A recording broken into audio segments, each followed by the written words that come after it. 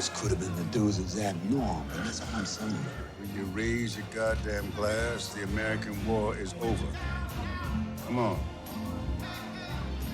Come on, man.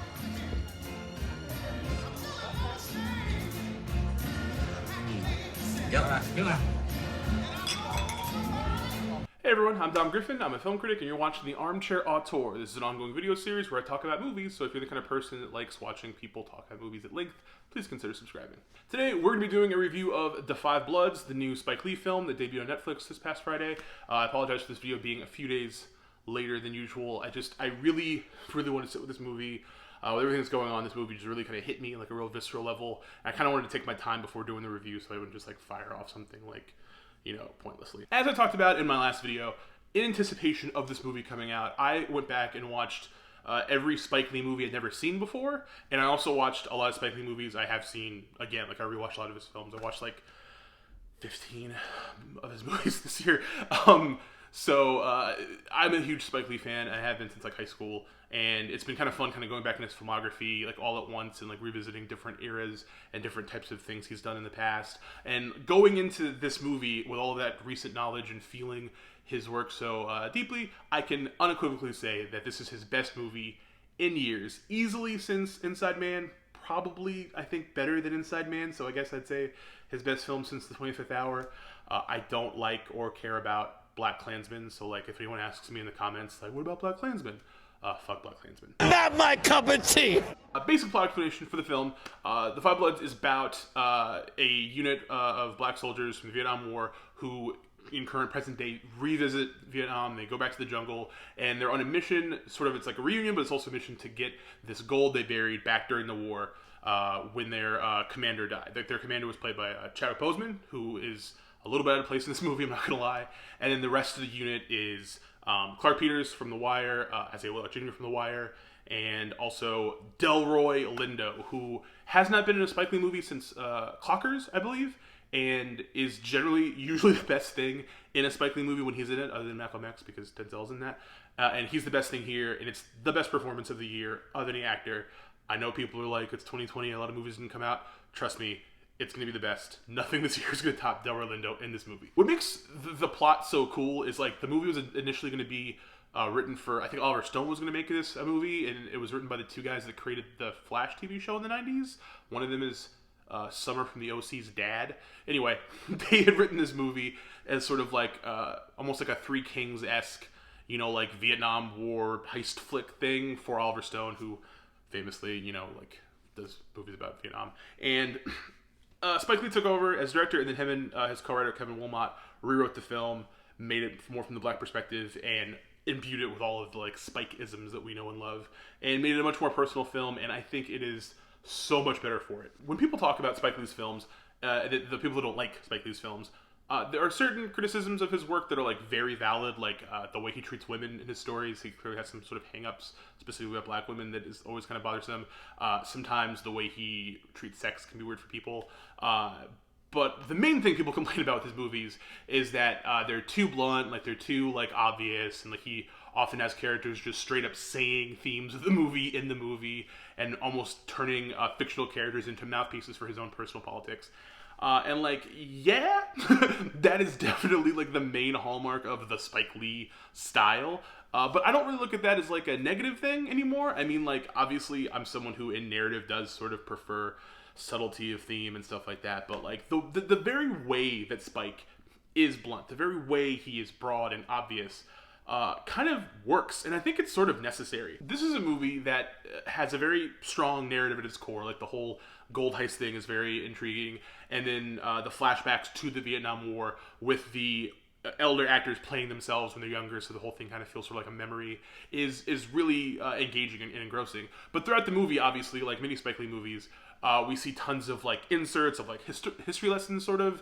At times, he takes dramatic scenes and renders them nearly inert by making them feel like PowerPoint presentations pointing out different elements of American history that have not been displayed in mainstream film or have not been taught in mainstream schooling. It's corrective. It's restorative. He's a filmmaker who is trying to relitigate American history on screen, because so many movies have always left out the black experience in American history. And a lot of these times, Spike is loudly, broadly pushing those things back into the conversation because for a lot of people, they don't know this stuff. Like, every time a Spike Lee movie comes out, and there's a scene in the movie somewhere where he has, like, a little history lesson, there's always a spate of think pieces after the movie that people write, always white writers having to write this, explaining, like, oh, remember that thing he was talking about in his movie? You didn't know this story? This was never taught to you? Here's what it is. And, like, there's valuable, you know what I mean? Like, his movies do that for a reason, because for a lot of people, these things are not common knowledge. You know, if you're someone who's, like, very studious of history and you care about, you know, personal politics and stuff in today's day and age, like, many of these things are not necessarily new to you, the viewer, but for a lot of people, believe me, they are. That is one of, I think, the strengths of the way he tells stories. Obviously, sometimes it can be a little bit too blunt, and I think that the difference between, like, a good Spike Lee movie and, like, a bad Spike Lee movie is, well, two things. One, the quality of the writing, like if the screenplay that he's writing from or working from, if it's something he co-wrote or another person wrote or someone else wrote it entirely, if that's a strong, engaging story that is powerful enough to allow for momentary diversions without it, like, falling apart. Like, if you write a really good story, you can have little interjections about history and like sort of fourth wall breaking to tell the audience things, and the story will still hold.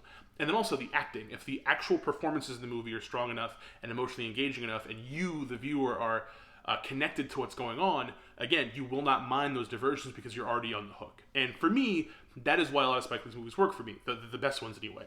If you watch something like She Hate Me, which is like a terrible movie, gorgeously shot, pretty well acted, but like just a terrible movie, it has a completely dumb premise about a man who loses his job and is framed for like corporate thievery and then ends up having to like impregnate lesbians to like survive. That movie's dumb. So when the movie pauses to tell you the story of the black security guard that like discovered the guys breaking into Watergate, you don't care because you're like, this movie's already dumb. Why are we doing this? This has nothing to do with the story. But when you're watching The Five Bloods and you're being told things about what it was like for the black soldier in Vietnam, you're being told about different black revolutionaries and stuff and like what happened to them in that era, it's all relevant because it's unifying that this moment in time, the present, the Trump era, all these things happening in the Black Lives Matter protests, is directly connected to what these men went through and did in Vietnam. It's like this one large story that's still not over. And it's important when you watch the film to fully understand that even though this was made before this current moment, it is still communicating with this current moment very directly. And that's another thing. What's been frustrating about this film is obviously a lot of people like it, and a lot of reviews, specifically from white reviewers, tend to overfocus on like some of the more obvious stylistic things about the movie, focusing primarily on the fact that Spike, not unlike Quentin Tarantino, likes to make references in his movies to the movies he's inspired by. Whereas Quentin does it for like hipster cool points sometimes, or like just to kind of show you how much of an authority he is on like weird movies you've never heard of. Spike tends to pick films that are like more classical and like more movies that he really cares about. So like in The Five Bloods, for instance, there's a heavy influence from like The Treasure of Sierra Madre.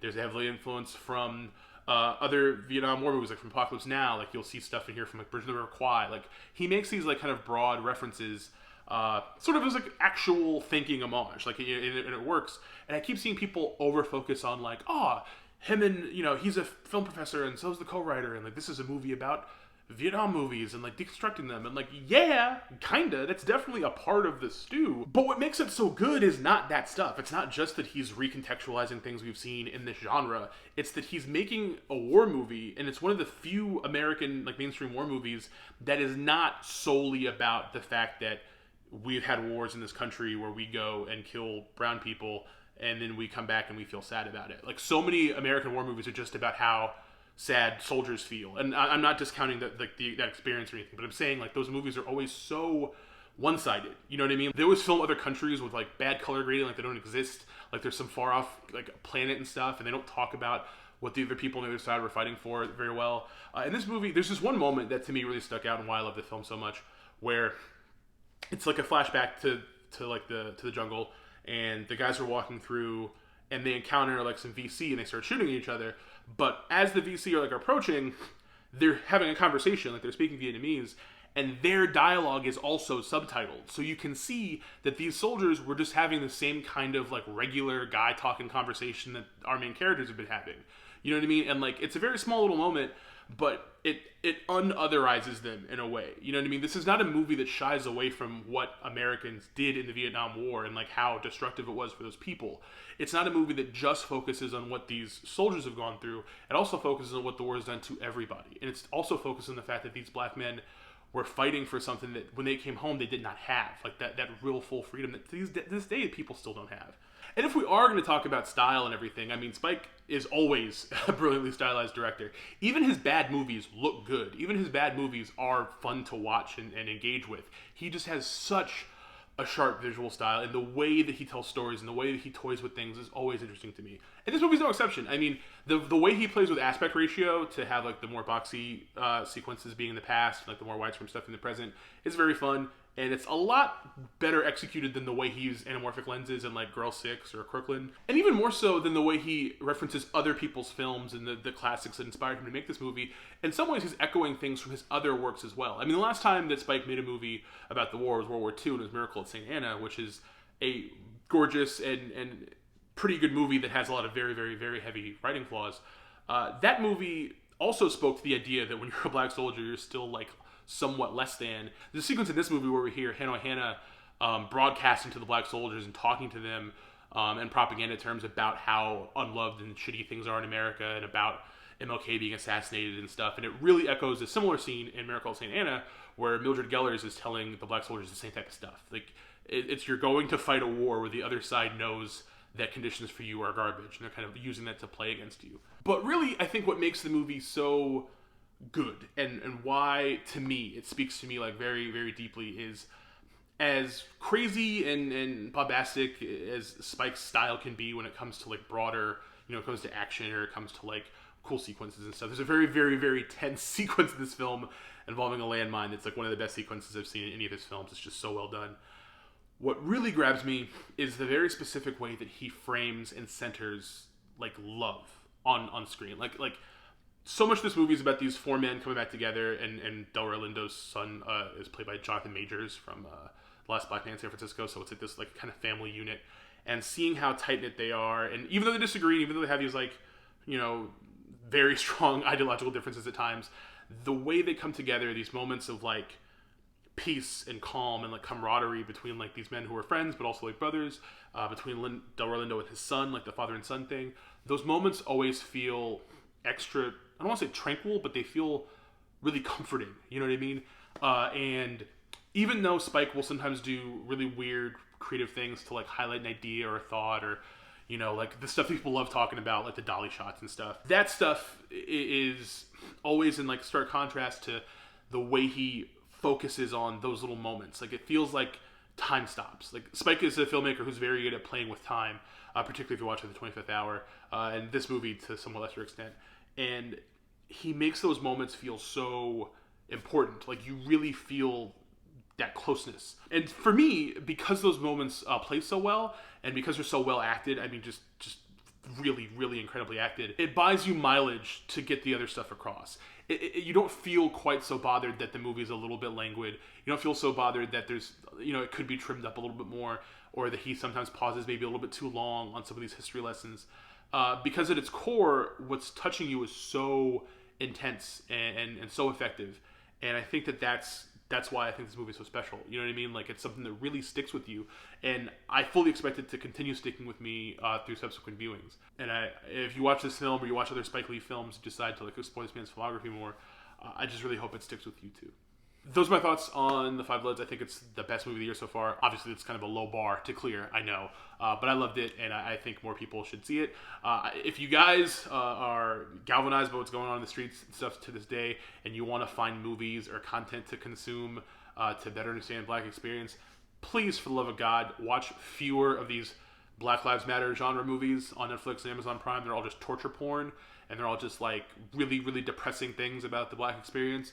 Try watching different movies. Okay, there's so many great filmmakers out there, Black filmmakers who've been telling their stories and showing the Black experience from a more prismatic view, and I guarantee you these movies are going to be better for you than just watching depressing things about police brutality and prison and like injustice. Like, branch out. There's other type of stuff you guys can be watching. Thank you for watching. I really appreciate it if you've watched this video. If you have any comments or you want to talk more about Spike Lee in the comments, hit me up. I'm like slowly becoming sort of like a Spike scholar. And if you guys like this video, please consider giving it a little subscribe action. I'll have more videos out this week. I have another one coming tomorrow. If you'd like to give it a thumbs up, please subscribe. Hit the little bell icon so you get notifications when I put new videos. Be good to yourselves. Be safe. Yeah.